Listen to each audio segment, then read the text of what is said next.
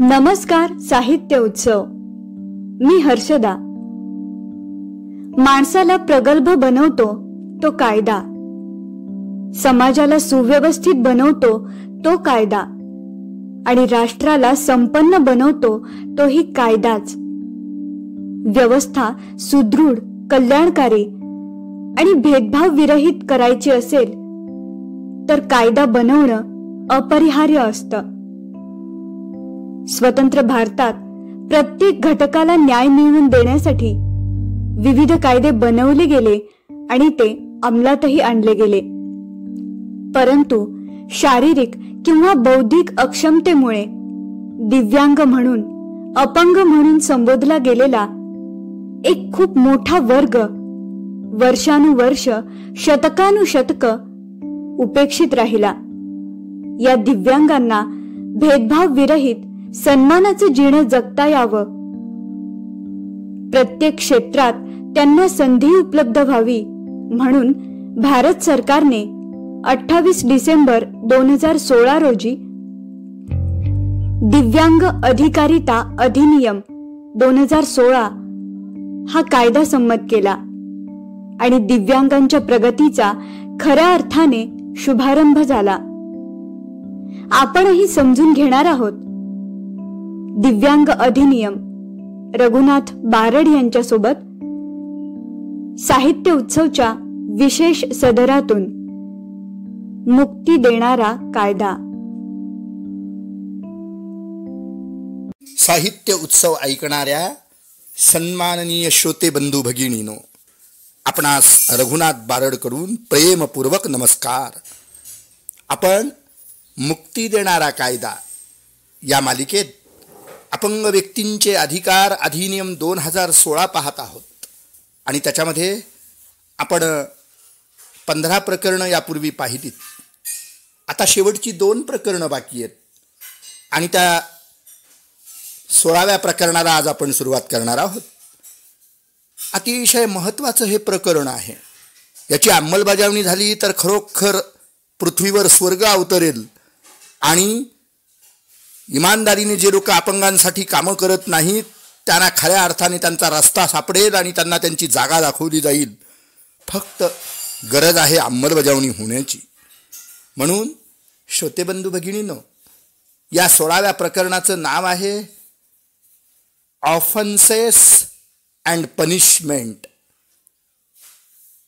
गुन्हे आणि शिक्षा किंवा ऑफेन्सेस अँड पेनॉल्टीज, गुन्हे आणि दंड असं म्हटलं तरी चुकीचं होणार नाही, असं ह्या प्रकरणाचं नाव आहे. वेगवेगळ्या प्रकारच्या 2 प्रकारच्या शिक्षा या कायद्यामध्ये प्रावधान करण्यात आलेल्या आहेत. त्यातली पहिली जी आहे ती दंडात्मक शिक्षा आहे आणि दुसरी जी शिक्षा आहे ती तुरुंगवासाची म्हणजे जेलची शिक्षा आहे. आता याच्यामध्ये अर्थातच कलम क्रमांक 89 आलेला आहे, punishment for contravention of provision of act or a rules or a regulation made under thereunder. 89 हे कलम आहे. त्याचं हे हेडिंग आहे की या कायद्याखाली ह्या कायद्यातलं कुठलंही अक्षर, शब्द, भाग, कलम, उपकलम कशाचंही कॉन्ट्रेव्हेन्शन करण्याचा प्रयत्न जर का कोणी केला किंवा कशाचाही भ्रम निर्माण करण्याचा जर का कोणी प्रयत्न केला, त्याचा उचित अर्थ जो नमूद केलेला आहे, जो कायद्याला अभिप्रेत आहे तो आणि तोच घेतला जावा.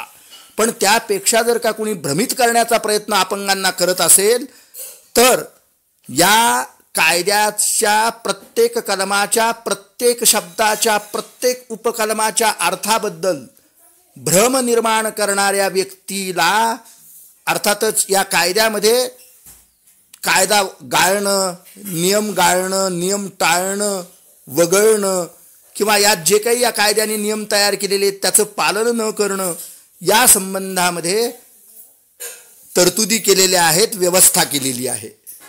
89व्या या कलमामध्ये अर्थातच असा कुणीही व्यक्ती जो असा भ्रम निर्माण करतो, मग तो व्यक्ती अधिकारी असेल, सरकारी कर्मचारी असेल, जो कंपनीचा कर्मचारी असेल किंवा कुठल्याही क्षेत्राचा कर्मचारी असेल, जो अनुदान घेतो, तर अशा सगळ्या कंपनी, कारखाने, कार्यालये, निम्न सरकारी कार्यालये, गिरण्या, या सगळ्यांसाठी जिथं अंधापंग कामं करतात त्या ठिकाणी अर्थात अशी व्यवस्था करण्यात आलेली आहे या कायद्यामध्ये, या कलमामध्ये, की हा कायदा मोडणं किंवा या कायद्याचा भाग नाकारणं किंवा या कायद्याचा अर्थ चुकीचा सांगणं किंवा या कायद्याखाली केलेल्या चुकीच्या तरतुदी सांगणं, त्याबद्दल भ्रम निर्माण करणं, असा जर का कोणी प्रयत्न केला तर त्या अधिकारी आणि कर्मचाऱ्याला ते जर सिद्ध झालं, त्याचे जर का पुरावे मिळाले, तर अर्थात प्रथम असा भ्रम निर्माण केल्याबद्दल किंवा असा कायदा मोडल्याबद्दल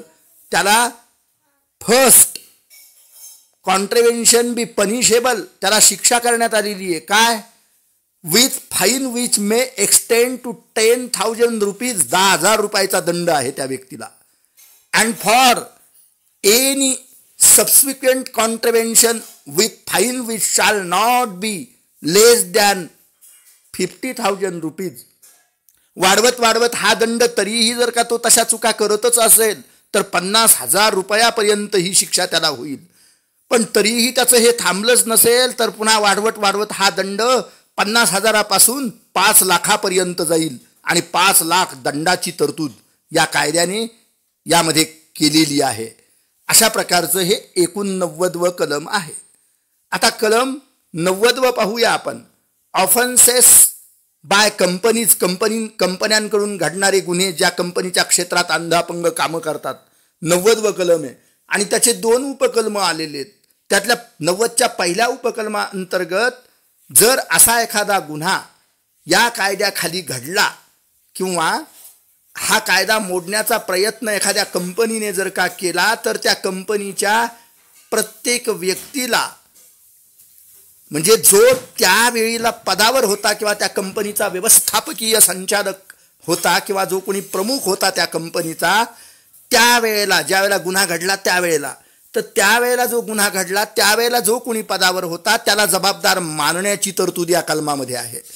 तसंच त्याला जबाबदार मानून त्याच्या विरुद्ध अर्थात तोच कंपनीचे सगळे व्यवहार नियंत्रण, नियमन, नियोजन करतो असं मानून त्याच्या विरुद्ध अर्थात त्याला दोषी मानलं जाईल किंवा त्याला दोषी मानण्याची तरतूद या कायद्यात आहे. आणि त्याला जबाबदार धरून त्याच्या विरुद्ध अर्थातच त्याला शिक्षा देण्याची तरतूद या कायद्याने केलेली आहे. यात असं पण म्हटलं आहे पुढं की जर विषयाशी निगडीत राहून आणि विषयाच्या अनुसार अर्थात असा कुणीही व्यक्ती ज्याला जबाबदार मानलं गेलं तो अर्थात शिक्षेला पात्र असेल, जी या कायद्यानं दिलेली आहे. आणि ही शिक्षा अर्थात जर ते सिद्ध झालं की तो गुन्हा होता, खरोखर त्याने अन्याय केलेला आहे, तर त्यांच्या म्हणजे ज्ञानाप्रमाणे किंवा त्याच्या माहितीप्रमाणे त्याला ते कबूल करावं लागेल. तो गुन्हा त्याला मान्य जर झाला आणि त्याचे पुरावे जर का त्याने स्वीकारले तर अर्थातच त्या व्यक्तीला शिक्षेची तरतूद ही या कलमामध्ये आहे. याच्यामध्ये ही तरतूद करत असताना म्हणजे त्या अपंग व्यक्तीवर ज्याच्यावर अन्याय झाला त्याचं पुनर्वसन करण्याची जबाबदारी त्या व्यक्तीने स्वीकारावी किंवा पाळावी असं बंधन घातलेलं आहे. त्याच्यानंतर 90चं उपकलम 2 आलेलं आहे. त्याच्यामध्ये असं म्हटलं आहे की उपकलमामध्ये 1 मध्ये तरतूद केल्याप्रमाणे, जे आत्ता आपण वाचलं त्याप्रमाणे, या कायद्याखाली केलेले नियम आणि उपनियम जर का कोणी मोडले असतील, कंपनीच्या वतीने त्यावेळेला जो प्रतिनिधित्व करतो त्याच्या विरुद्ध जर का ते सिद्ध झालं असेल, तो गुन्हा अर्थातच झाला असेल, तर त्या गुन्ह्याप्रमाणे त्याला अर्थातच जबाबदार मानून त्याला त्याचं जे म्हणणं आहे, म्हणजे त्यावेळेला जे कोणी डायरेक्टर किंवा जी काही बॉडी तिकडे असते, संचालक मंडळ जे काही अस्तित्वात असतं त्या कंपनीवर काम करणारं किंवा जो कोणी अधिकारी असतो, तर त्या अधिकाऱ्याला किंवा त्या संचालक मंडळाला किंवा महासंचालकाला किंवा व्यवस्थापकीय संचालकाला अर्थात अशा सगळ्यांना जबाबदार मानून त्या काळामध्ये त्या पद्धतीने असतात त्यांची स्पष्टीकरणं मागवली जातील, त्यांचे हेतू काय होते असं करण्यामागं ते मागितलं जाईल आणि त्यांना दोषी मानलं जाईल आणि त्यांना शिक्षेची तरतूद करण्याची तरतूद आहे. याच्यामध्ये मध्ये कंपनी म्हणजे काय, कंपनी कशाला म्हणायचं याची एक व्याख्या पण दिलेली आहे. त्याच्यामध्ये असं म्हटलं अशी कोणतीही समिती, असं कोणतंही मंडळ ज्याच्यामध्ये असा कोणताही एकत्र येऊन काही लोक एकत्र येतात आणि ते एकमेकांना मिळतात आणि वैयक्तिक किंवा सामूहिक एकत्र येऊन ते कंपनी स्थापन करतात.